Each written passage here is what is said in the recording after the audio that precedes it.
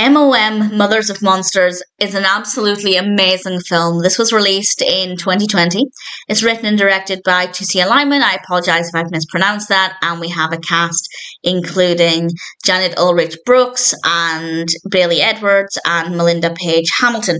And this is quite an intense film. It's not an easy watch, particularly towards the end. I won't say what happens towards the end, but it does increase. It gets more and more intense, which is a good thing, of course. It's not at all what I expected.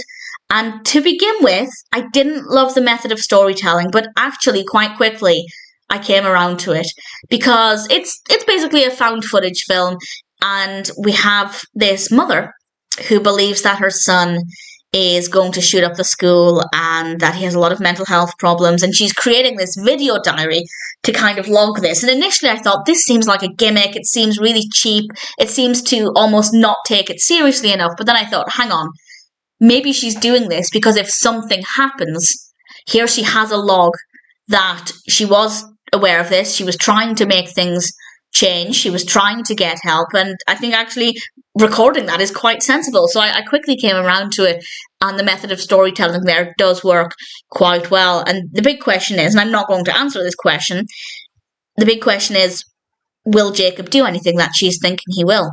And I have to say, Jacob, I hated him, but he's an incredibly well-written character. Bailey Edwards gave an absolutely amazing performance. Great performances across the board. We also have Ed Asner a little bit as well, which is quite nice. But Bailey Edwards, the performance was just amazing but disgusting. I really, really hated the character so much. He's very well-written, and I could really see why his mother was very concerned.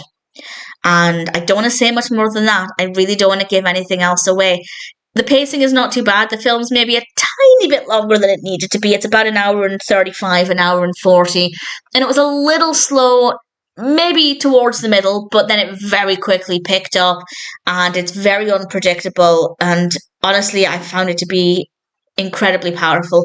Not at all what I was expecting. I thought, based on the title, Mothers of Monsters, rather, I thought it was going to be a group of parents who had concerns about their children's behaviour, but it's very much focusing on this one mother with these concerns. But I feel like, unfortunately, she's representing the concerns of a lot of parents.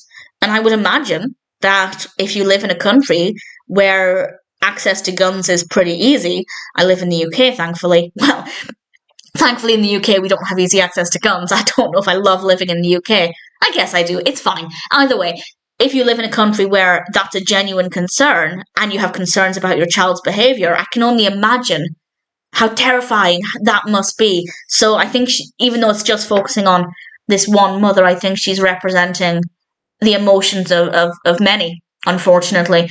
And it's a very powerful film. I don't want to say anything else. I'll say no more. All I'll say is be prepared for a very intense experience. It's very powerful. After maybe 15-20 minutes, I really came around to the found footage aspect. I thought it worked really, really well. The performances are brilliant. The characters are incredibly well written, and I have no complaints. M.O.M, Mothers of Monsters, is a really fantastic film, an incredibly challenging watch for the right reasons because it's very powerful, but one that I'd say is absolutely worth watching. It's a pretty incredible film.